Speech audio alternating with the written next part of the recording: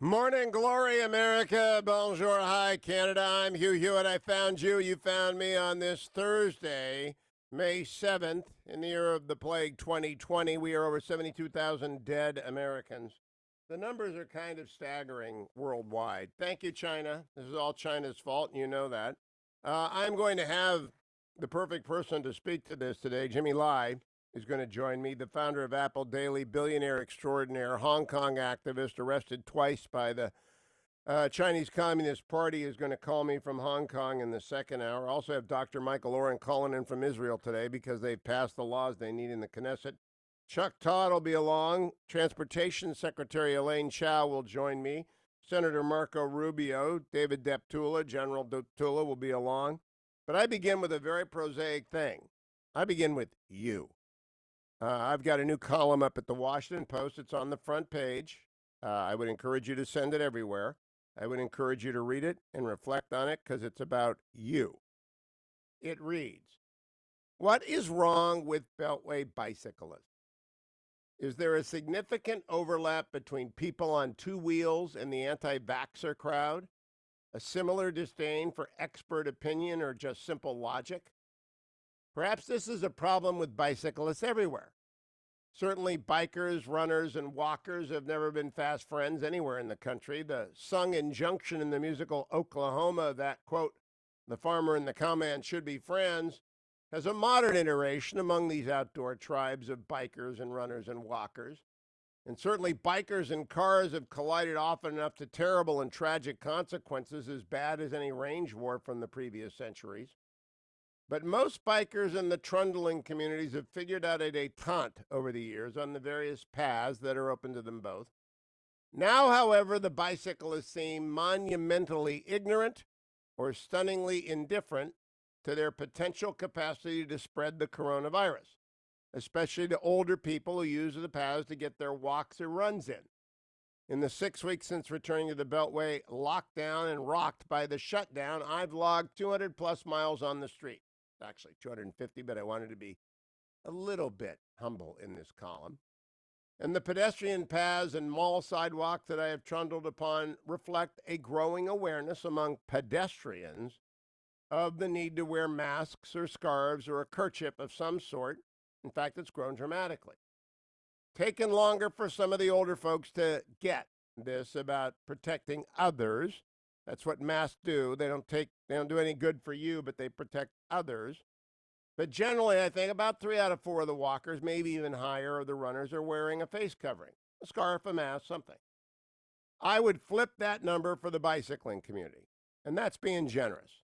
This community, the bikers, seems not to understand what asymptomatic means. The science is thus far silent, neither confirming nor denying the risk. Lindsay Marr, a, quote, expert in the airborne transmission of viral disease and a professor of civil engineering at Virginia Tech, told Wire magazine that the risks posed by bicyclers or runners are still unclear. We need to keep in mind, though, she said, that we don't yet know what size particles released by an infected person actually contain virus and whether the virus is alive or can still infect others, Marr said. Bottom line can go either way. We don't know yet. We can't figure it out. So let me spell out the potential risk. Perfectly healthy feeling people, athletic, in shape, feeling just fine, thank you, and terrifically fit people could be super spreaders of the virus. Like a fertilizer spreader used by your neighbor who's crazy about having the perfect carpet of green grass, a virus spreading asymptomatic bicyclist could be shedding a cloud of virus, especially those carrying droplets. As one doctor, a psychiatrist consulting on COVID-related psychosis in the intensive care unit, told me on this show Monday, some of you heard her. She said, quote, bicyclists are at exactly the right height to hit everyone they pass. I can see uncovered bikers coming at me, so I do my best to make way and increase distance. But I can't see them coming from behind me. And that last second, on your left, warning doesn't work when it comes to virus risk mitigation. I genuinely don't mind sharing the right of way or even unsafe speeds at which many bikers routinely travel. But can't you just wear a mask or a scarf? To those who say that's a sort of a Larry David kind of complaint, I point them to the savage paths even non-lethal cases of the virus take among thousands of people. There's also a variation of this complaint growing among food shoppers who cannot believe that their fellow Americans are strolling up and down store aisles without masks. That, quote, debate has spilled over onto social media, and the militant wear the damn mask folks have been derided as scold culture. Not an answer, of course, but another page from the anti-vaxxer playbook to divert from the discussion and belittle your opponent. The anti-mask crowd are just anti-vaxxers. Better educated, maybe, less likely to think of themselves as anti-science, but they're anti-vaxxers.